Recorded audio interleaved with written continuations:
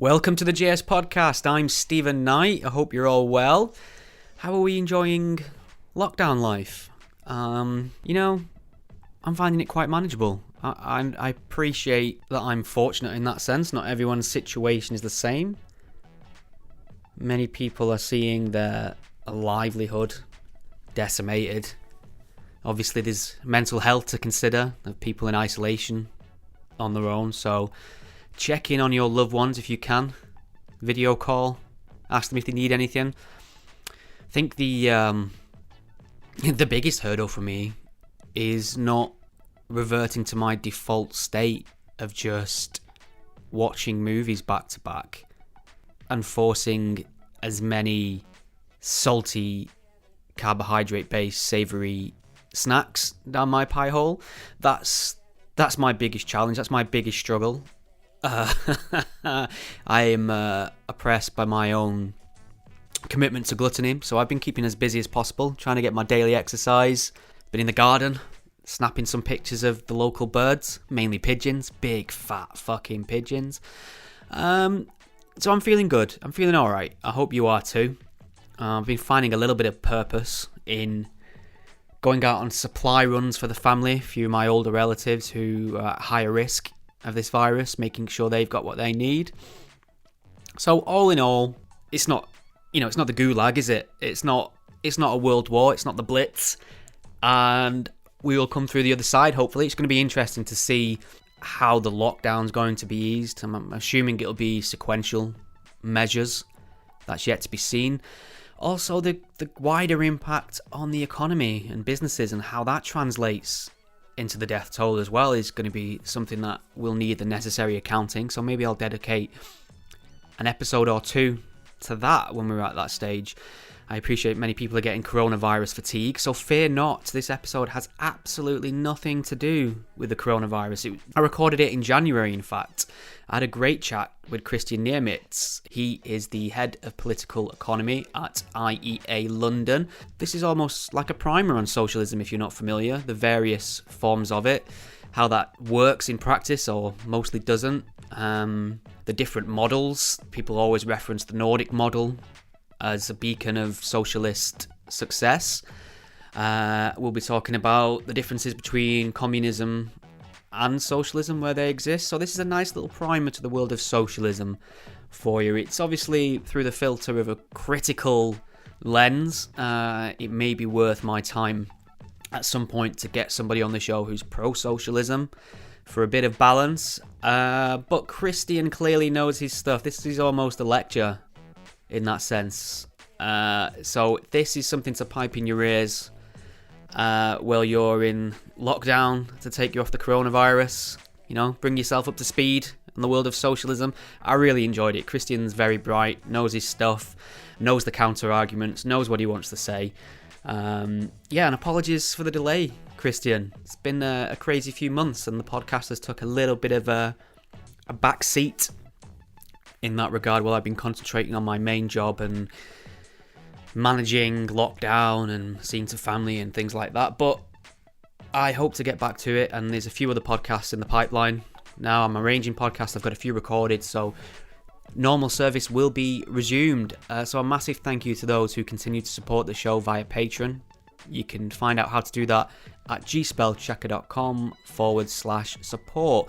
There's also PayPal options, and if you can't contribute to the show right now, don't worry about it, don't sweat it. Just make sure you share it on social media. Make sure you leave a comment on Twitter or Facebook about it. That's the main thing. Getting more ears on the show is what I want. More people to hear it, more people to promote it. That leads to more listeners, and also that helps me attract more guests as well. So thank you to those people that always do that already. You'll always listen to the show and leave some feedback and share it around, and thanking the guest is also appreciated too. So you can find Kristian on Twitter at K_Niemietz. That's Niemietz. But obviously I'll provide links to that in the show notes. You can keep up to date on everything I'm doing at gspellchecker.com. Enjoy. It's a great pleasure to welcome Kristian Niemietz to the JS Podcast. Kristian, how are you doing? Not too bad, thank you. And you? Yeah, wonderful. And thank you very much for coming on the show. Oh, thanks for having me. Yeah, my pleasure. I've read your book from cover to cover, Socialism, the Failed Idea That Never Dies. So I'm really keen to get into that and talk about your arguments and what you covered and what socialism is and how it manifests. But before we do that, maybe we could talk a little bit about you and your background. How would you describe what you do to people? Well, I'm an economist at a free market think tank, and I write about plenty of issues that come up. So the Socialism project has been going on for something like 2 years. Before then, I wrote a book on healthcare called Universal Healthcare Without the NHS.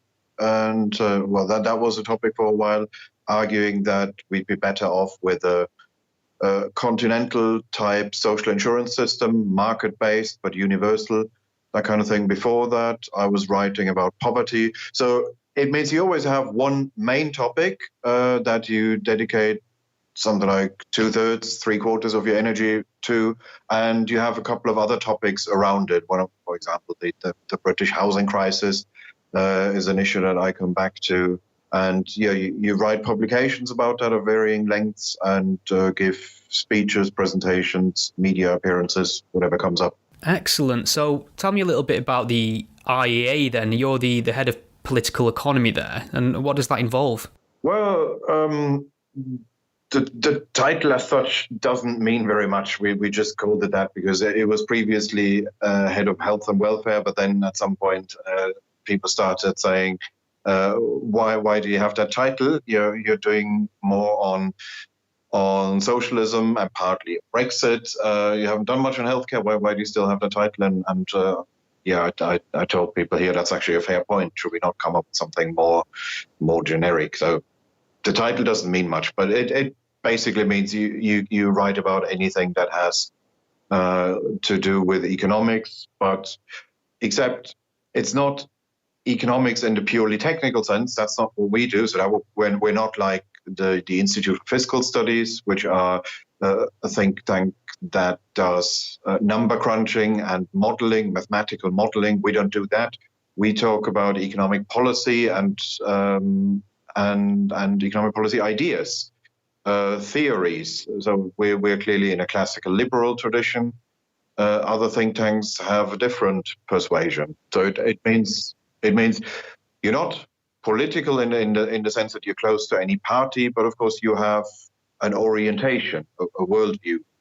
And in our case, that would be free markets, classical liberalism. Maybe we could take a little pit stop then to talk about classical liberalism. How would you define that in a nutshell? How would you describe that political worldview to somebody who wasn't aware of those terms? Well, that simply means that you believe that most social interactions should be voluntary, that society should be mainly structured through voluntary exchange, voluntary relationships, and that the role of the state should be subsidiary to that.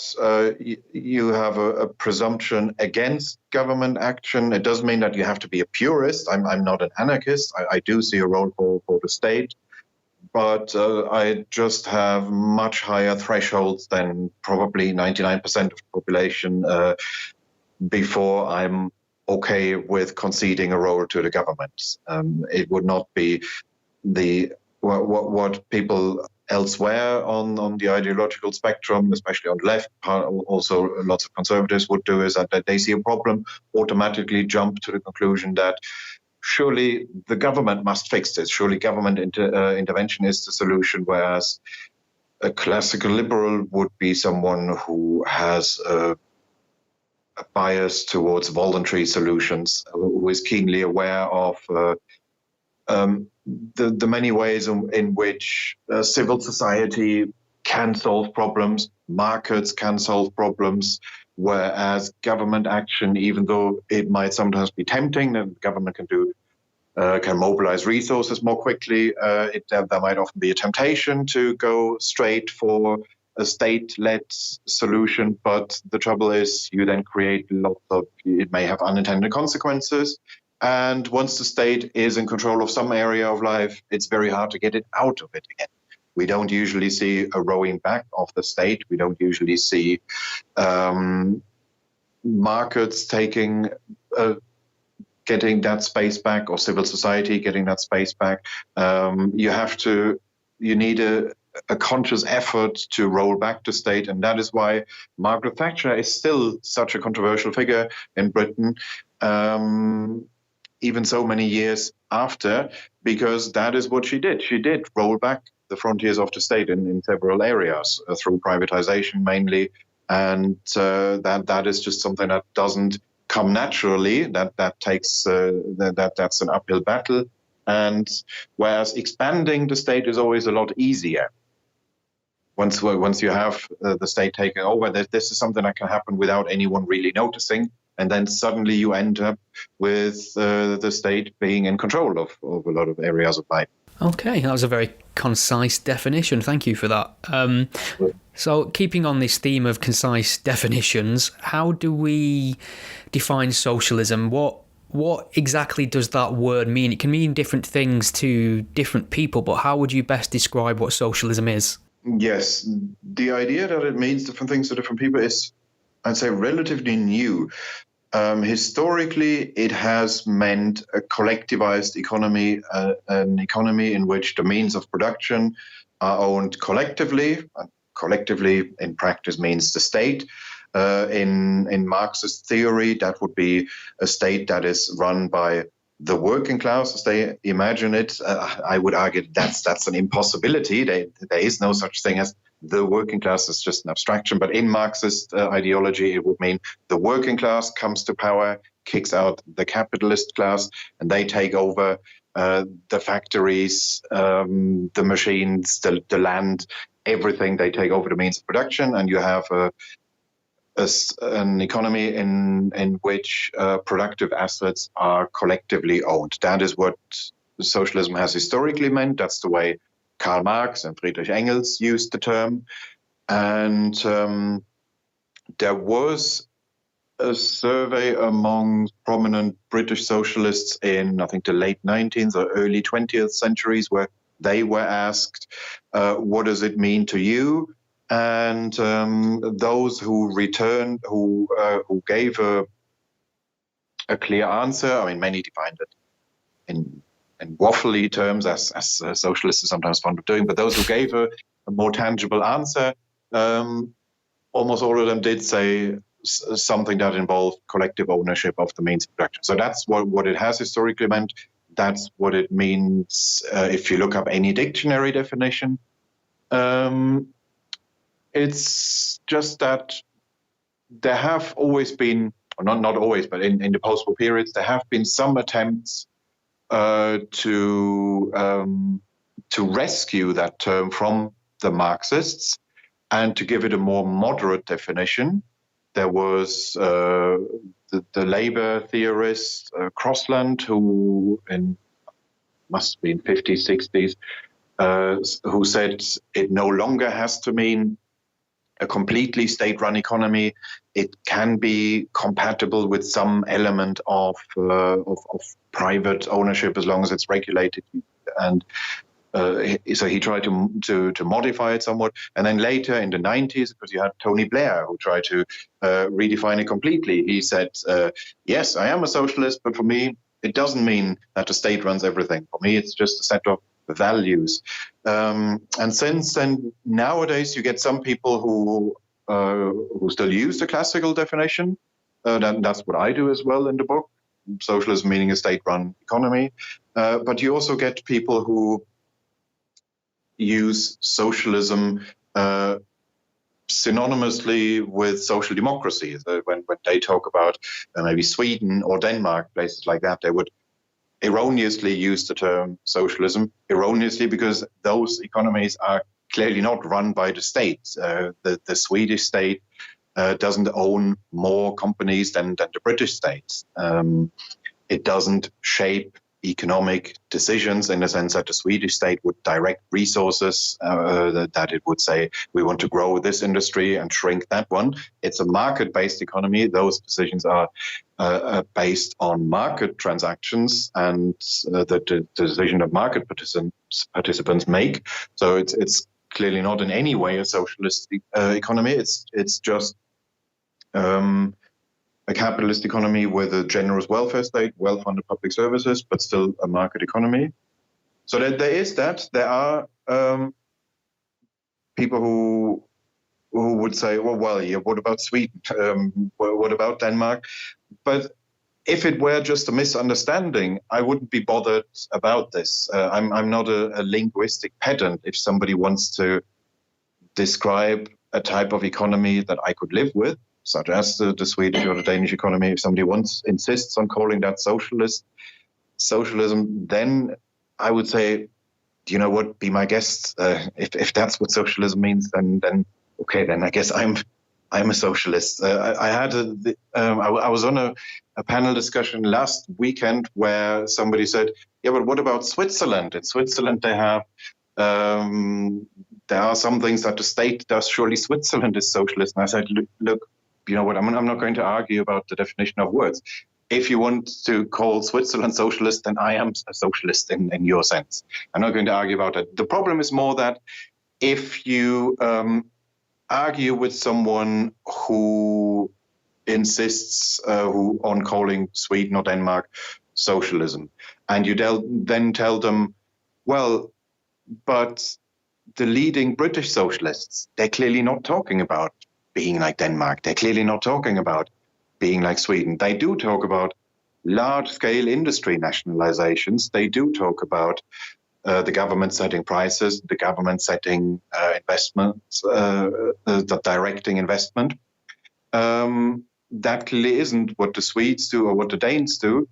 And once you clarify that to someone who uses socialism in that sense, it almost never happens that somebody would say, okay, in that case, in that sense, I'm not a socialist. It would be more that then that person would, in 9 out of 10 cases, defend the socialist approach, and it would quite quickly become clear that they don't actually mean being like Sweden or being like Denmark. So it isn't just a misunderstanding of what that term means. I think a lot of socialists would just mention Sweden or Denmark because that's an easy thing to do. They would assume that whoever it is they're arguing with probably doesn't know that much in detail about what actually happens in Sweden and Denmark.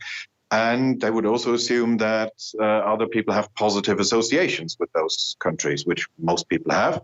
Those are, of course, prosperous countries with relatively high levels of social security and a very egalitarian income distribution. So most people have positive associations with them, and referring to them can be a rhetorical trump card. But that is worthless if the actual policies that you advocate have nothing to do with what's going on in Sweden or Denmark. And I would say, if you look at what the leading proponents of socialism in Britain are actually arguing for, and this would be people like Owen Jones, Grace Blakely, Aaron Bastani, the people around Novara Media, the high-profile socialists, Ash Sarkar, the ones that you see on TV all the time. What are they arguing for? None of them are social democrats. They all want very large-scale nationalizations. They want the state to run most of the economy. They would say it's not going to be like the Soviet Union, of course. They'd say that because the Soviet Union failed, but ultimately, they do want a state-run economy. They want nothing like Scandinavia. So they are socialists in the proper sense. It's not really that the word is misunderstood. It's more that there is some deliberate confusion. But it's pretty clear what socialism means. Socialism means a state-run economy. You mentioned the delightful individual Ash Sarkar moments ago, and she's of the I'm literally a communist, you idiot infamy. And I was wondering maybe you could speak a little bit about what differences, if any, there are between socialism and communism. There's a lot of debate about that. A lot of socialists will reject the label of communism and explain it away as something else, usually to get out of the historical aspect relating to Stalin. So is there much daylight between the concepts of communism and socialism? No, there isn't. Marx and Engels used those two terms as synonyms interchangeably. They sometimes talk about communism, sometimes about socialism. They use them perfectly synonymously. And that was the standard usage at the time. And I don't know when exactly this started, that I guess it would have been during the Cold War that for some reason American politicians were more fond of talking about the communists rather than the socialists, and that then became associated with the Soviet Union. But no, originally they did mean one and the same thing. What happened later was that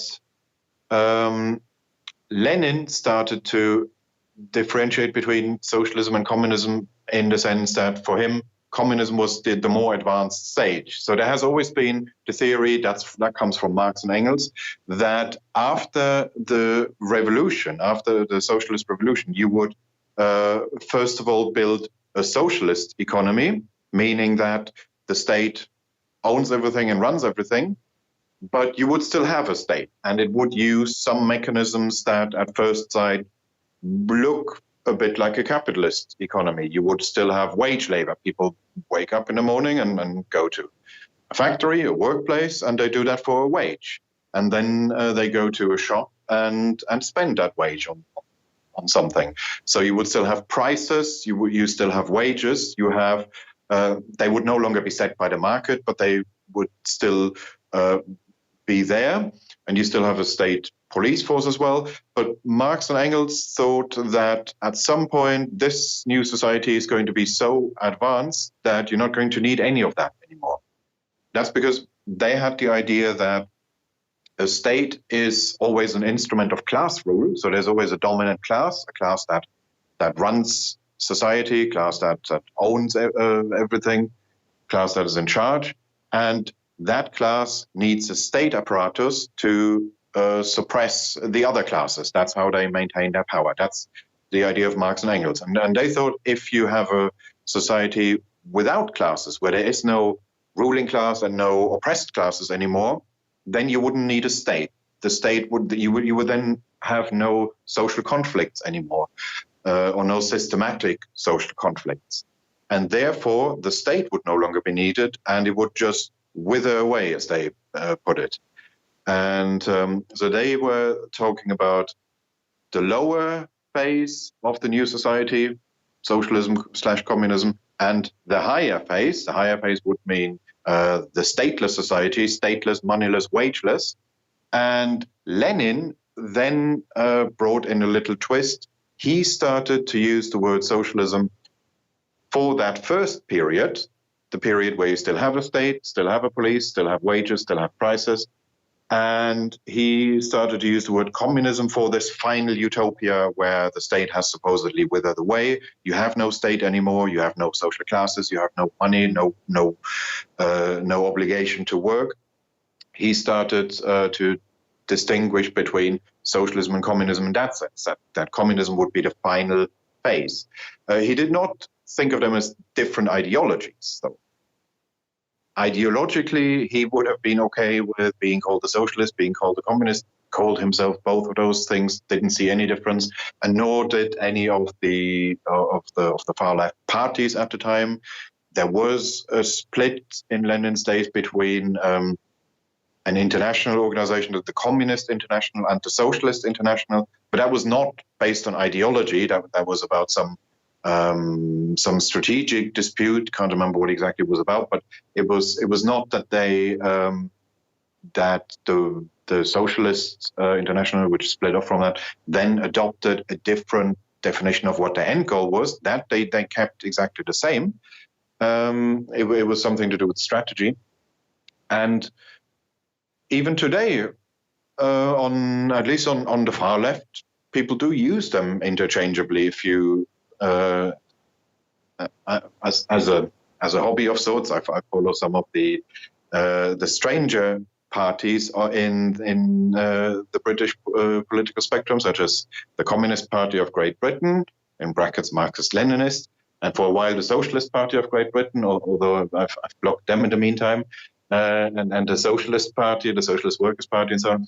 They use those, and when they describe themselves, they are perfectly happy with both terms, socialist, communist. It's a pure coincidence that some of them have socialist in the name while others have communist in the name, but there is no ideological difference between them in that sense. I mean, of course, there's ideological differences between them because that's just what the far left likes to do, to split, but it would not be over those two words. Every party with socialist in the name would happily accept the label communist and vice versa. So that really isn't the issue. And going back to Ash Sarkar, I mean, the fact that she became a media celebrity so quickly and completely overnight, just for using that word communism, shows you that there isn't really a difference. It's not that she somehow brought in a new ideology. It's that these people have been there already. They just shied away a bit from using the word communism and used socialism because there's a bit more ambiguity. But the mere fact that you could so quickly rehabilitate that word shows you that there is no difference whatsoever. That there was I'm not aware of any socialist who then said, "Oh no, that's not what I mean. If you're a communist, then I'm no longer your comrade." It's not that they saw that as a big distinction. And I mean, a few days, I think, or weeks after this TV interview with Piers Morgan, Ash Sarkar recorded a podcast with Owen Jones, and it was labeled Socialism versus Communism, but they didn't disagree on anything. So it was absolutely not clear what the versus was about. What are they disagreeing on? They were more or less saying the same thing. It was all about how previous attempts at socialism, communism were not the real thing. The real thing hasn't been tried. So they are clearly not in different political camps, and they differ neither in what they think their ideal society would look like, nor in how they want to get there. Yeah, those two are characters, I think is the nicest way of putting it. Yeah, sort of those around that moment. You, in your book, you outline that socialism's fairly popular when you poll people about it, especially in Great Britain. I was just wondering, maybe you could talk a little bit about that data. What sort of demographic is it popular with? Younger people, but young broadly defined. There are people on my side of this argument, on the liberal side, who believe that this is essentially just a phase that young people go through, and that therefore it will take care of itself. I often hear the answer, well, once they get a job, once they start to pay taxes, their views will change. But that isn't true. If you drill down a bit into the data, it's not that this is just people of university age. It's not that this is just 20-year-olds. It is there is a generational divide in attitudes to socialism, but not in the sense that only the very young are in favor and everyone else is against. It's more that socialism is popular among people in their 20s, 30s, in some surveys, early 40s as well. So it's been described as millennial socialism, but it isn't just the millennial generation. It would be, as far as we can see so far, Generation Z as well, but also the younger cohorts of Generation X. So it isn't, when we're not talking about just 20-year-olds here. If it were, I would agree with that statement. And then I would say, well, okay, this is, I mean, even I went through a teenage commie phase. Maybe people are having that a bit later now. Did you have the Che Guevara t-shirt? Not a t-shirt, but I think I had a poster. Okay. Larger than life Che Guevara poster. Yeah. But yeah, that was when I was 16 or 17. So that's fine. Now we're talking about people in up to the age of 40. I mean, a millennial is technically someone who was born between 1980 and 2000. So these are the oldest millennials are turning 40 now. So we're not talking about teenagers here. If somebody is still a socialist at age 40, why would they suddenly, at age 45, become a capitalist? I don't see that happening, or at least not automatically. Okay, and I mean, we're recording this off the back of a general election in the UK, and the leader of the opposition is an out and proud socialist, Jeremy Corbyn. However, the Labour Party got absolutely obliterated at the polls. So isn't that also testament to the idea that socialism is deeply unpopular at the same time? Well, I wouldn't say obliterated. In terms of seats, in terms of parliamentary seats, yes, of course, they did very badly, but they still got a third of the vote. It was just inefficiently distributed. But that aside, I mean, I don't pay much attention to party politics because most of that isn't that relevant. It's more the climate of ideas that matters. And what I would say is that Corbyn has been a catalyst figure in the revival of a socialist movement. And that movement is still going to be there. They're not all going to go away just because their favorite figure has lost the general election. The only thing that the general election has shown is that this movement is not strong enough to win a general election on its own. It's not that you can come to power in Britain just with socialism, and that if that's all you have, that's not going to win you a general election, so that they're not the majority of the population. But that doesn't mean that they're not relevant or that they don't matter. There are plenty of groups that could not win a general election on their own, but that are still important. I give you an example. Environmentalists, of course, we have Extinction Rebellion and the whole Greta Thunberg phenomenon. These are, if they had a party of their own, if you had the Extinction Rebellion party, they would do badly, I guess. They would not form a government. But nonetheless, you wouldn't say that they're not influential, but they are clearly setting the agenda in the sense that it doesn't really matter whether you have a left-wing or right-wing government, that everyone feels obliged to at least pay lip service to their ideology and do something in moving into their direction. Or perhaps a more extreme example would be one of my colleagues, Christopher Snowden, writes a lot about the nanny state, about paternalistic interventions into people's lifestyles, and the groups that the public health pressure groups that drive those policies. These are all fairly obscure groups. Most people wouldn't have heard of them, and if they joined together and formed a political party of their own, let's say a party that advocates very high taxes on alcohol, even higher taxes on tobacco, and outlawing or coming close to outlawing a lot of lifestyle products, that party would clearly not win an election. They would not do superbly in the polls, but nonetheless, they're hugely influential.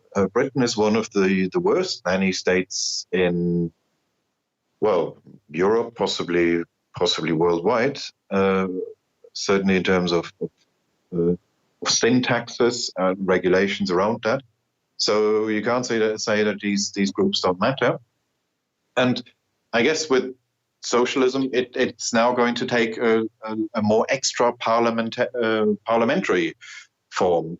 Let's say if in the Labour leadership election a more centrist candidate wins, that socialist movement may no longer be as attached to the Labour Party as it is now. It may just be split across several parties, or just stay out of party politics, become more like a think tank, focusing more on ideas and more or less ignore what the parties are doing. We would just hope that it creates a momentum. Okay, it's a bad word, but you see what I mean. of its own, so that whoever is in government, everyone will, to some extent at least, feel obliged to move into that direction. I think that's what's happening with socialism. So it doesn't that election, in that sense, doesn't really matter that much. They are still there. They are absolutely a mass movement, and they are extremely energized. Okay. So I want to shift focus a little bit and talk about some of the reasons why socialism consistently fails wherever it's tried. And the problem, I suppose, in a way, to the layman, to someone who's not particularly invested in this idea or doesn't know a huge amount about it, it can sound reasonable, socialism, when you're describing it in principle to people. And then when it's put into practice, obviously that's when we see huge issues and problems everywhere it's been tried. And I was hoping you could just talk me through a little bit about some of the ways in which socialism inevitably goes wrong.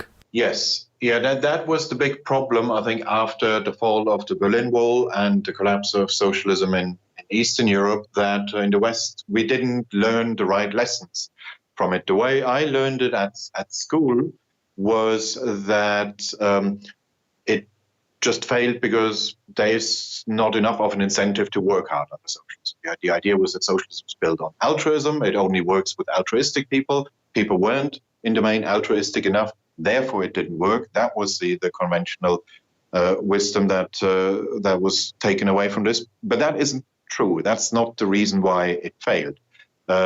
Firstly, there's the simple reason that it wasn't actually built on altruism. You have mandatory work norms. It's not that they just told everyone, do whatever you like, work or don't work. They absolutely had work norms, and they also had material incentives alongside more symbolic rewards, that you would get a medal, hero of labor, but also you get privileges. There were material incentives. That wasn't the issue. And that misunderstanding had, you can see that reflected in some of our policies.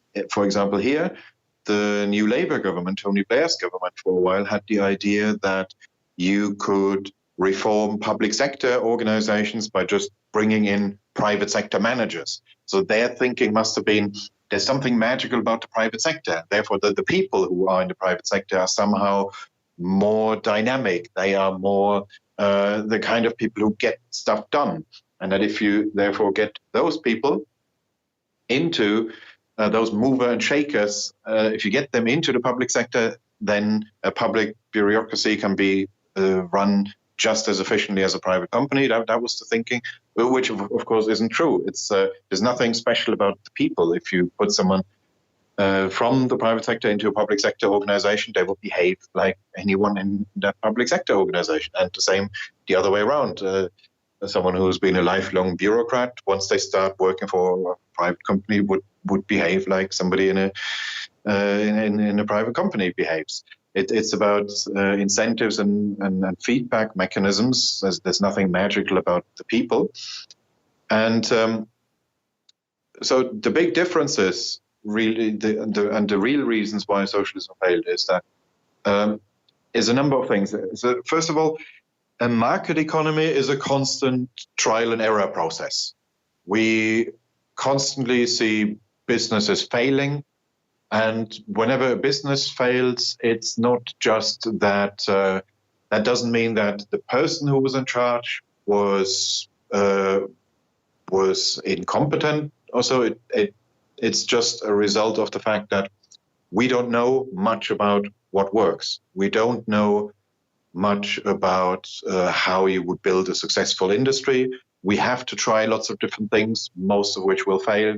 It's true under capitalism that most newly founded, most newly set up companies fail within a few years.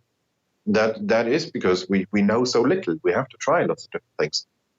When a company fails, that is often because that would mean their business strategy is in some way dysfunctional, but in ways that are not obvious before. And that's why we need this trial and error process first. So that's one thing, that in a capitalist economy, we create a lot of knowledge by just testing lots of different business ideas in competition against each other. If you have 10 companies all run in completely different ways, there's a much higher chance that at least one of them will get it broadly right. And that one will then be the most successful one, ideally, hopefully. Whereas if you have an economy run according to a single plan, and if your plan is wrong, then that mistake is replicated across the whole country, the whole economy, and that's when it becomes catastrophic. So there's that. That's what the Austrian economist Friedrich Hayek meant. That's what he meant when he said that competition is a discovery process. It's the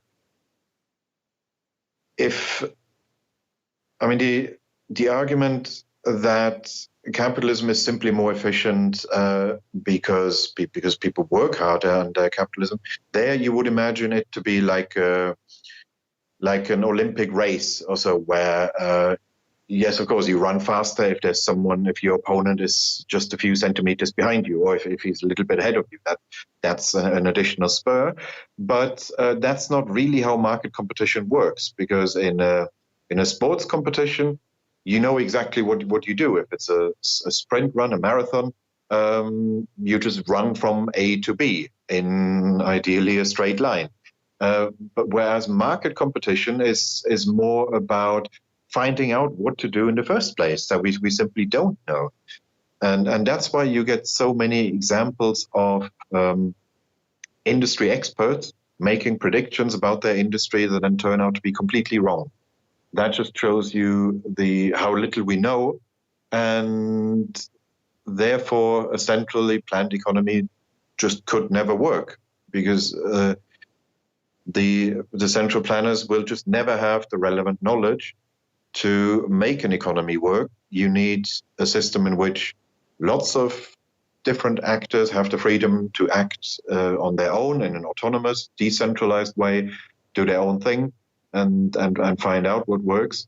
And even in Western economies, the history of different industries is full of examples of industry captains getting things catastrophically wrong. You can look up all those quotations about people saying in the early 80s or so that the computer is a passing fad. There's no reason why a private household would want to have a computer. Things like that have been said about TV. That it would be a passing fad. Why would people want to stare into a wooden box? Some industry experts said at the time about cars, about the Beatles. They were getting rejection letters from people saying, no, this band has no talent. There is no demand for that type of music. Lots of famous people got who we now know are clearly extremely talented and are fulfilling a demand, were rejected. Arnold Schwarzenegger, when he tried to go into acting in the beginning, he was rejected. People told him, well, look at the size of you. Nobody wants a bulky, muscular guy like you. That's completely out of date. And your funny accent, come on. And it's always, these things seem ridiculous and obvious in hindsight, but they weren't at the time. And therefore, we need this discovery process. And you can't replace that in a socialist economy. So why is the state so bad at running things? I mean, what is it that inevitably leads to state-run systems to be inefficient and inadequate? Well, when you have a competitive market structure overall, then it's not a huge problem if you have some government-run entities within that, because then those entities can still make use of that market discovery process, and they can make use of market signals if they are still subject to profit and loss accounts, and if they can be closed down if they make persistent losses. In that sense, that isn't particularly catastrophic to have a few government-run entities. What you need is that overall mechanism of, first of all, competition, trial and error, but also, just as importantly, market signals, market prices. Because through market prices, we gather and disseminate a lot of information. Every time you buy something, every time you go to a supermarket or coffee shop or whatever, you send signals to producers. You tell them I like this product. I'm prepared to pay for it. Please supply more of that. I don't like that product, on the other hand. I'm not prepared to pay for that. Please supply less of that. You're sending signals multiple times a day without ever thinking about it. It's just totally automatic. And in the same way you receive signals, you observe market prices and act accordingly without thinking much about it. Something gets more expensive, you substitute for something else. You're probably not even aware of it. If somebody asked you later, you probably wouldn't be able to put it into words. You just do it. And in that way, market systems can just handle colossal amounts of information in a very efficient way. And you can't replace that. That's why even in economies like Venezuela, where they haven't gone the whole hog, where they haven't gone towards a fully Sovietized economy, fully state-run economy, they still have private actors.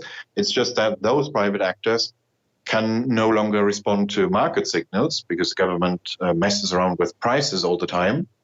And an economy without market prices, therefore, is then like road traffic if you have no traffic lights and no signs. If you just switch off all the signals and let's say in addition you have the sun blinding the drivers, you don't know where you're going, then of course you're going to get chaos. It's just that a modern economy handles far too much information. We need this efficient, decentralized process of gathering information and disseminating it, which market economies do automatically. Planned economies haven't been able to replicate that in any way. Okay. So, I mean, we touched on it briefly at the start of the conversation about the Nordic model, Sweden, for example, and people will often cite this as the ace card in socialist top trumps. In a sense, they'll say this is a cast iron example of where socialism works, where it flourishes, and where people do well under it. And I was wondering if maybe you could just nail down a few of the distinctions between what the Nordic model is versus what people would commonly understand as socialism. Yes. Well, the Nordic economies are, as I said before, market economies with strong welfare states, relatively high taxes. And there is a government report by the Swedish government about state-owned companies in Sweden, which I looked at the other day. It's really not a lot. The Swedish state is a full or partial owner of 40-something companies. I don't know how many the British state owns, but I would guess it would be something like that or more. And in the Swedish case, that includes a lot of things that local infrastructure providers that we probably wouldn't even call a company. We would just call them a public sector organization. So the number of actual companies run by the Swedish state is minimal. And even where it does, there are then cases where it's not because the Swedish state thinks it's a better entrepreneur, but they have a monopoly on alcohol retail and a monopoly on gambling. Now, those are clearly not areas where they think the public sector, the private sector cannot provide these things. That's where they think the private sector is far too good and we will get too much of it. We will get too much drinking and too much gambling. Therefore, they have a state monopoly there deliberately in order to restrain supply, not because they think it can't be, it would work privately. They work far too well. But yeah, short summary is the Swedish state is not in that way heavily involved with the Swedish economy. It's not a major business owner. It has some legacy ownership of some companies, but they had a huge privatization program in the 90s and I think early 2000s, which is absolutely comparable with what happened in Britain in the Thatcher years. It's just that we just would not associate Sweden with privatization. It's just that's, I guess, where national stereotypes come in, that they also refer to the political sphere. If somebody tells you about a country that privatized lots of companies, lots of industries, you would think of Britain under Thatcher. You would perhaps think of Chile under during the Pinochet dictatorship, influence of the Chicago Boys economists. You would think of examples like that, but you would certainly not say, "Oh, are you talking about Sweden?" But you might as well be talking about Sweden. They have done that as much as anyone else, perhaps more. You would probably find more state-owned enterprises in a Mediterranean economy, Italy or Greece, than you would in Scandinavia. So in that sense, their state is not heavily involved. And there are all these indices of how involved the government gets in various areas, the different economic freedom indices. And there's the Doing Business Index, the Ease of Doing Business Index by the World Bank, I think, where they look at how, as the name says, how easy it is to make business decisions in various areas.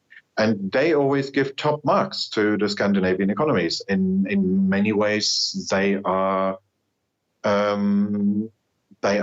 role models. Those are things that we should absolutely learn from them. And also things like, insofar as the public sector does things, they seem to do it relatively efficiently. If you have a legal dispute, then you're much better off in Sweden or Denmark. You can probably resolve that very quickly and efficiently than you would be in many other places. So in that sense, they're doing very well. And that's what the Nordic model basically is. Among the people who use that in the sense of a pro-socialist trump card, I guess they come in two forms. There are maybe people who just genuinely imagine that the Swedish state is far more actively involved in economic life than it actually is. It could be that they just misunderstand what the Swedish state actually does, and that if they knew more about it, they would certainly hate it. It could be that. Or it could be people who just reduce Sweden and Denmark to their large welfare states and think this is all there is to know about them. I don't care about the relative liberalism that they have in other areas. I only care about the fact that they have high levels of social spending and only endorse that. But then that's a very selective view of it. That would be like somebody saying, okay, Keith Richards is a fantastic guitar player, and he also smokes like a chimney and drinks gallons of alcohol. Surely it must be the alcohol and the tobacco consumption that makes him such a great guitar player. Surely that means that if I start to pick up his lifestyle habits, I will become as good a guitar player as he is. Well, no, it obviously doesn't work that way. So you have to take a more holistic view of what they actually do. And at best, you can use that as an argument for, I guess, if you were arguing with a US Republican who is very anti-welfare state, who thinks that welfare state just means everyone will become lazy, nobody works anymore. There, it would be legitimate to say, no, that doesn't happen. And Scandinavia does show that. Although even there, I would say a lot of their welfare state generosity works in that particular place where you have very low levels of corruption and high levels of social trust, so that even though the state handles vast amounts of resources, it will be generally quite well spent. But that doesn't mean that you can just copy that anywhere. And if you did that in a low trust society, more people would take advantage of those generous welfare payments. More people would say, right, I've got all these benefits. Why should I work now? It's apparently not what they do in the Nordic countries, but that doesn't mean that it will work everywhere. There are, for example, surveys about the role of work in life, where you ask people, is a job just a means to pay the bills, or is it part of finding fulfillment, meaning? And in the Nordic states, there's a lot more people who give that answer, who see work as integral to, well, maybe a sense of identity even of who they are. When you have such attitudes, then the disincentives of a large welfare state matter less. But that doesn't mean that you can easily copy it. So I'm far, far less opposed to Nordic social democracy than I am to socialism. It would be that. If I had a choice just between Nordic-style social democracy and socialism, of course I would pick Nordic-type social democracy any time.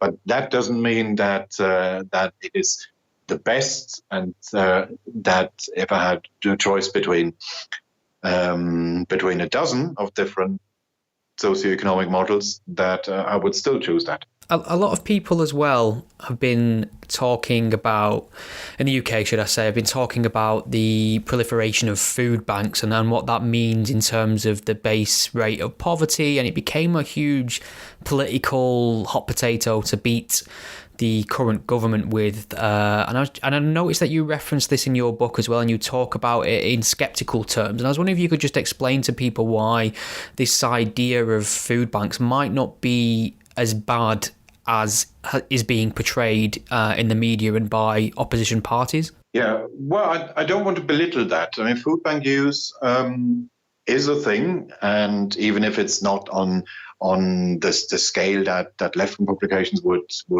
imply that it is, it still does happen. And of course, in a rich country, that should be ideally far less than it currently is.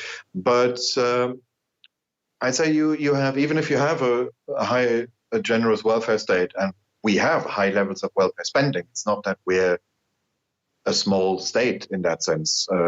We have levels of social spending that are not that far away from Nordic levels. Overall, we just don't get the same results that they do. And a lot of the food bank issue was driven by, well, when they started to switch to universal credit, that there were gaps in the system. It's often when somebody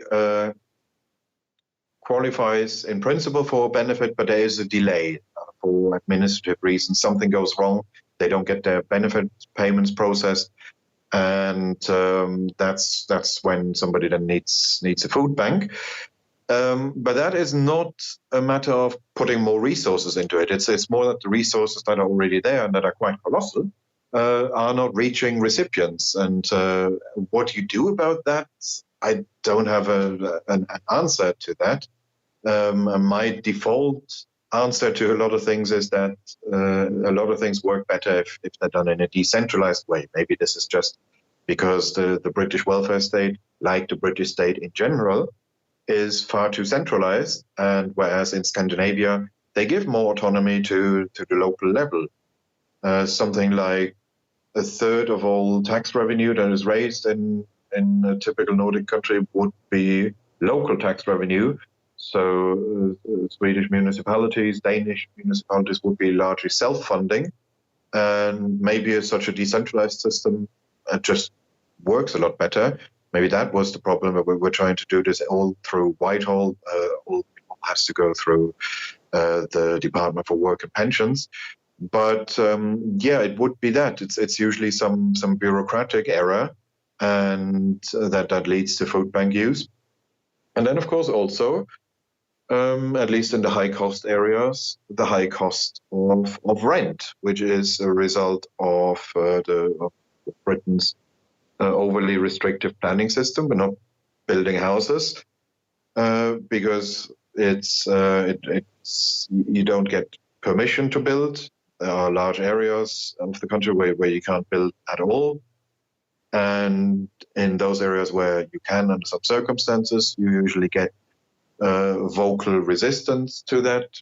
Local anti-development groups shutting down housing development, and that's been going on for a long time, meaning that we have the lowest level of housing supply in Western Europe, therefore very high costs. And if you struggle with rent payments, well, you cannot, rent would be a fixed cost. You cannot say, this month I'm going to pay 10% less on rent. Rent is always the same. It's a fixed cost. On food, that's where you have some scope, and that's where I guess somebody struggling financially would be driven to food bank use.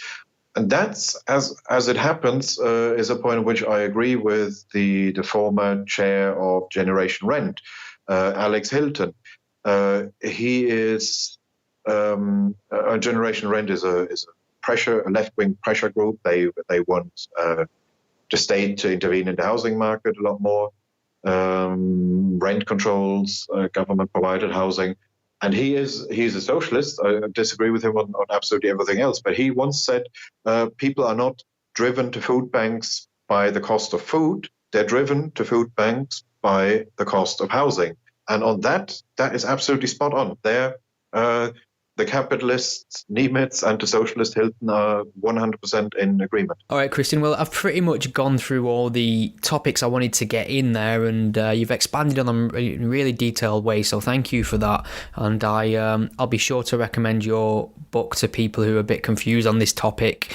Is there anything else you'd like to get across at all before I let you get back to your evening? Well, there's lots of things. But I guess I've been talking for a long time. Yeah, I would just say the only thing that I slightly regretted after the book came out was that a lot of the pro-socialist books, the manifestos of millennial socialism, only came out afterwards. So I didn't have the opportunity to address them. I did that later, writing book reviews of things like Fully Automated Luxury Communism. If I had known about them, I don't think I would have change anything, because they basically they just confirmed my prejudices about them. But there are always things that are still ongoing. So this is not a finished product. It's a debate which is ongoing.